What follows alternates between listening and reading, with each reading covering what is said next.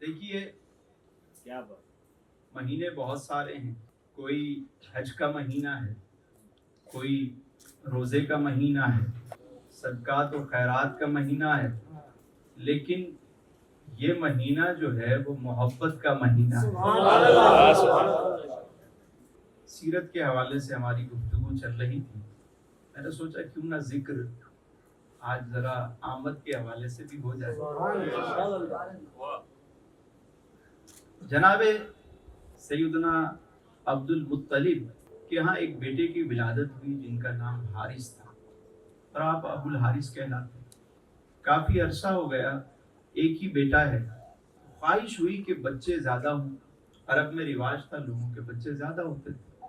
تو یہ منت مان لی، اے میرے مالک اگر تو نے مجھے 10 بیٹے دیے تو میں ایک بیٹے کو تیری راہ میں قربان کروں گا.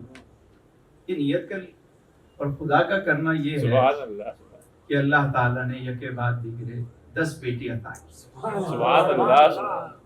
اب اس بات کو جو انہوں نے منت مانی تھی اور جو وہ بات کہی تھی، اور 10 بیٹے جب ہوئے، سب سے جو چھوٹے بیٹے تھے وہ سیدنا عبداللہ تھے. اب 10 بیٹے ہوئے اور اس بات کو 30 سال گزر گئے. وہ بات بھی بھول گئے، جو منت مانی تھی وہ ذہن سے محو ہو گئی کیونکہ ٹائم بہت گزر گیا. اچانک رات کو سوتے ہیں تو خواب میں یہ آواز آتی ہے کہ اے عبد المطلب اپنی قیمتی شے کی قربانی پیش کرو. واہ واہ واہ. آپ صبح اٹھے، بیدار ہوئے تو ایک دمبا پکڑا اور اس کو ذبح کر دیا. دوسری رات پھر سوئے تو وہی ارشاد ہوا کہ اپنی قیمتی شے کو اللہ کی راہ میں قربان کرو. آپ صبح اٹھے، آپ نے ایک بیل لیا اور اس کو قربان کر دیا. تیسری رات پھر سوئے تو وہی ارشاد ہوا کہ اپنی قیمتی شے کو اللہ کی راہ میں قربان کرو. تو عرب میں جو سب سے قیمتی چیز ہوتی تھی جانوروں میں وہ اونٹ ہوتا تھا. مطلب قیمتی جانور تھا اونٹ. تو آپ صبح بیدار ہوئے تو آپ نے اونٹ کو لیا اور اسے قربان کر دیا. کہ وہ قیمتی شے کون سی ہے؟ تو حکم ہوا کہ وہ جو تم نے منت مانی تھی اس کی تکمیل کا وقت ہوا چاہتا ہے، اولاد کی قربانی دو. جو بات کی تھی اسے پورا کرو. دیکھیے ہم بھی بسا اوقات منت مان لیتے. کبھی ہم پھنستے ہیں کہیں پہ، کہتے ہیں میرے مالک تو یہاں سے نکال دے، تو میرا وعدہ ہے میں آئندہ یہ کام نہیں کروں گا، یہ کام ہو جائے تو میں یہ کروں گا، تو مجھے صحت دے دے تو میں آئندہ گناہوں کی طرف نہیں جاؤں گا. ہم اپنے رب سے وعدے کرتے ہیں اور پھر اللہ تعالیٰ اپنے کرم سے ہمیں اس چیز سے نکال دیتا ہے. پھر ہم جب نکل آتے ہیں تو ہم بھول جاتے ہیں.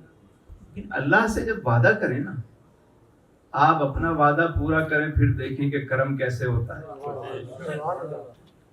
وہ وعدہ نبھانے والوں کو پسند فرماتا ہے. یا ایھا الذین آمنوا اوفوا بالعقود. اپنے عہدوں کو ایمان والو اپنے وعدوں کو پورا کرو. جو کرتے ہو غلطی ہو جائے، انسان ہے، خطا ہو جائے، پھر توبہ کریں. جب خیال آئے پھر رجوع کریں، پھر خیال آئے رجوع کریں.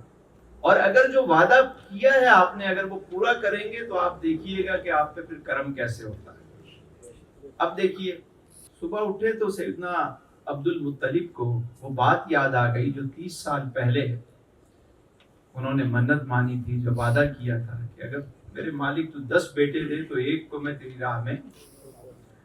اب معاملہ یہ ہوا کہ بیٹے تو 10 ہیں، کس کو قربان کریں؟ یہ تو نہیں بتایا گیا کہ کس کو قربان کرو.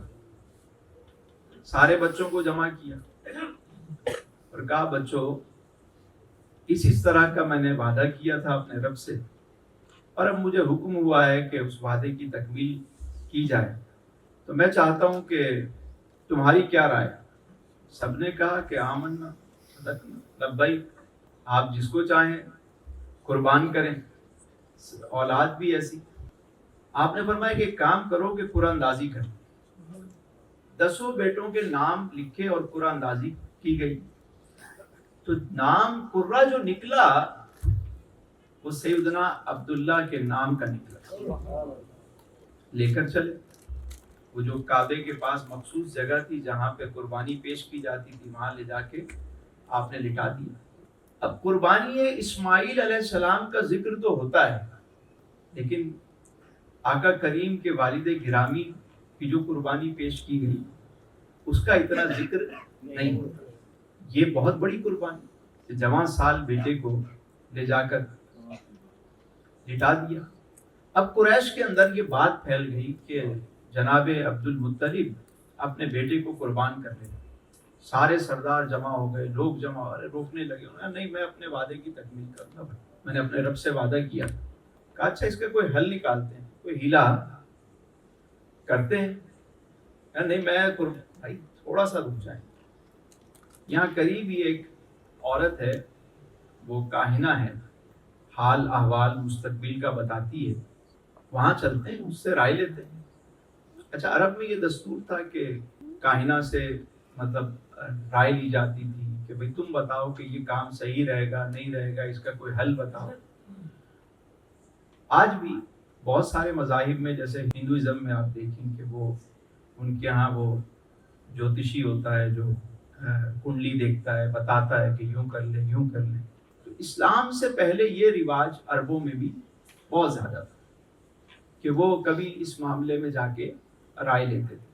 تو وہ کاہنہ نے بتایا، جب اس نے سارا معاملہ سنا تو وہ کہنے لگی کہ ایک کام کریں، آپ کے ہاں خون بہا کیا ہے، دیت جو دی جاتی ہے وہ کیا ہے؟ تو بتایا گیا کہ ہمارے یہاں 10 اونٹ دیے جاتے ہیں، خون کے اگر کوئی قتل ہو جائے اور دیت میں جو دینا پڑے تو 10 اونٹ دیے جاتے ہیں۔ تو وہ کہنے لگی کہ قرہ لکھو، 2 قرے ڈالو، ایک میں 10 اونٹ اور ایک میں جناب عبداللہ کا نام۔ اگر نام عبداللہ کے قرہ نکلے تو 10 اونٹ اور بڑھا دو، پھر بھی قرہ ان کے نام کا نکلے تو 10 اونٹ اور بڑھا دو، بڑھاتے چلے جاؤ بڑھاتے چلے جاؤ بڑھاتے چلے جاؤ، یہاں تک کہ 100 اونٹوں پر لے جاؤ، اور اگر پھر بھی نام ان کا نکلے تو پھر بھلے آپ قربانی دے دو۔ واپس آئے، اب سب کھڑے ہوئے، قرہ ڈالا گیا 10 اونٹ اور جناب عبداللہ کا نام، قرہ نکلا جناب عبداللہ کے نام، 20 اونٹ جناب عبداللہ کا نام، قرہ نکلا حضرت عبداللہ کے نام، 30 اونٹ 40 اونٹ 50 اونٹ 70 اونٹ 80 90، جب 100 اونٹ مکمل ہوئے اور قرہ ڈالا گیا تو قرہ نکلا اونٹوں کے نام کا۔ جناب عبد المطلب کی تسلی نہ ہوئی، آپ نے کہا دوبارہ قرہ اندازی کرو، یہ نہیں اتفاق سے کہیں ہو گیا، دوبارہ کیا گیا تو نام نکلا اونٹوں کا، تیسری دفعہ قرہ اندازی کی گئی تو نام نکلا اونٹوں کا۔ تو پھر فدیے کے طور پر 100 اونٹ ذبح کیے گئے، سب کو گوشت دیا گیا، غربا میں سارے مکے والوں کو گوشت، 100 اونٹوں کا گوشت تقسیم کیا گیا، جانوروں نے بھی کھایا، پرندوں نے بھی کھایا۔ اور یوں جناب سیدنا عبداللہ رضی اللہ تعالیٰ عنہ، یہ آپ کی قربانی تھی۔ قربانی اسماعیل کا ذکر ہوتا ہے، لیکن آپ کے آقا دو جہاں صلی اللہ علیہ وآلہ وسلم کے والد گرامی آپ کی قربانی کا اتنا ذکر نہیں ہوتا۔ اسی طرح حضرت سیدنا عبد المطلب ایک مرتبہ یمن گئے تو وہاں ایک یہودی قیافہ شناس تھا۔ قیافہ شناس کہتے ہیں کہ وہ جو چہرہ پڑھتا ہے، ہمارے یہاں کہتے ہیں پامسٹ ہے، یہ ہاتھ دیکھ کے بتا دیتا ہے۔ ایک ہوتا ہے دست شناس، ہاتھ دیکھ کے بتانے والا، اور ایک ہوتا ہے چہرہ شناس۔ تو وہ قیافہ شناس کہتے ہیں کہ پوری باڈی کو دیکھ کے، خد و خال دیکھ کے، چہرہ دیکھ کے چہرہ پڑھ لینا اور پھر اس کے بارے میں بتانا۔ پہلے یہ علم لوگوں کے پاس بڑی مہارت ہوتی تھی۔ تو اس نے جب آپ کے چہرے کو دیکھا تو قریب آیا اور کہا کیا میں آپ کا جسم دیکھ سکتا ہوں؟ آپ نے فرمایا دیکھ سکتے ہو، لیکن ستر عورت نہیں دیکھو گے، یعنی ناف سے لے کر گھٹنوں تک جو مرد کا حصہ ہے یہ چھپانے والا حصہ ہے جسے ستر عورت کہا جاتا ہے، کہ یہ نہیں دیکھ سکتے، باقی دیکھ لو۔ اس نے آپ کا چہرہ دیکھا، آنکھیں دیکھی، ہاتھ دیکھے، پاؤں دیکھے، تو کہنے لگا کہ آپ کے ایک ہاتھ میں نبوت ہے اور ایک ہاتھ میں بادشاہت ہے، لیکن اس کا معاملہ یہ ہے کہ یہ معاملہ آپ کا جڑے گا جا کے قبیلہ بنی زہرہ کی عورت سے شادی کرنی پڑے گی، آپ کو یا آپ کے کسی بیٹے کو.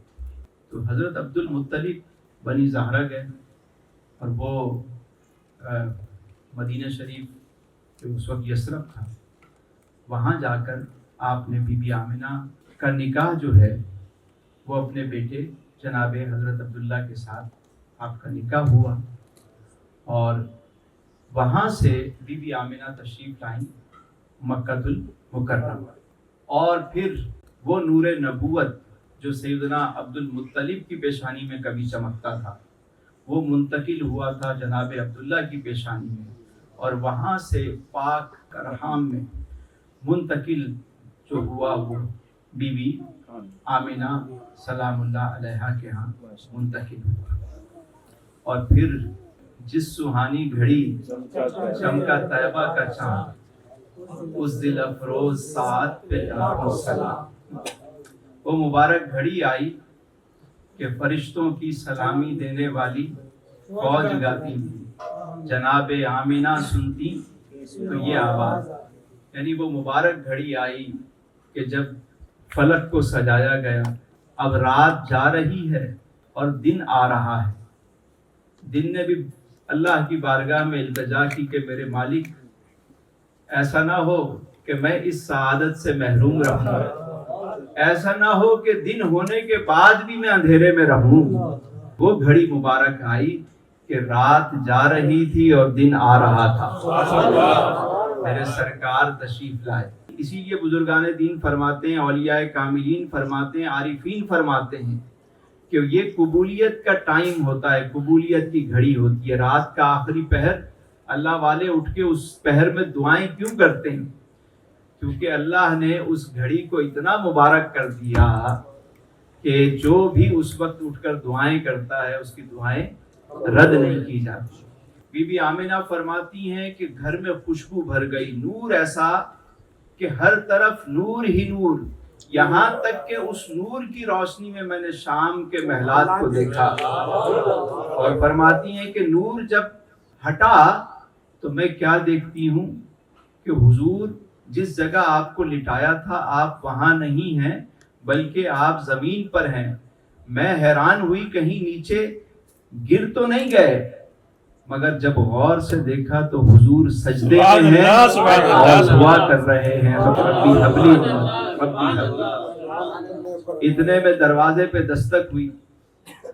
اچھا پہلے یہ دور تھا کہ جب ولادت ہوتی گھر میں تو مرد دور ہوتے, بعد میں ان کو اطلاع دی جاتی کہ گھر میں ولادت ہو گئی, کوئی جا کے بلا کے لاتا, خوشخبری دیتا, بتاتا. لیکن ابھی یہ مبارک گھڑی آئی اور اتنے میں دروازے پہ دستک ہوئی. جب دستک ہوئی تو حضور کی پھپھی نے پوچھا کون؟ فرمایا کہ تمہارے والد جناب عبد المطلب. آپ نے بتایا, دروازہ کھل گیا, بتایا گیا کہ آپ کیسے تشریف لائے, آپ کو تو بھی کوئی اطلاع ہم نے بھیجی نہیں. جناب عبد المطلب فرمانے لگے کہ میں کعبے کا طواف کر رہا تھا, میرا وجدان یہ کہتا ہے کہ وہ کون سا وقت تھا طواف کا, بلکہ وہ تو آمد مصطفیٰ کی دعائیں مانگ رہے ہیں. فرماتے ہیں میں کعبے کا طواف کر رہا تھا, طواف کرتے کرتے میں نے دیکھا کہ کعبہ بی بی آمنہ کے گھر کی طرف جھک گیا. بت شکن آیا یہ کہہ کر سر کے بل بت گر پڑے, جھوم کر کہتا تھا کعبہ الصلاۃ والسلام. جس سہانی گھڑی چمکا طیبہ کا چاند اس دل افروز ساعت پہ لاکھوں سلام.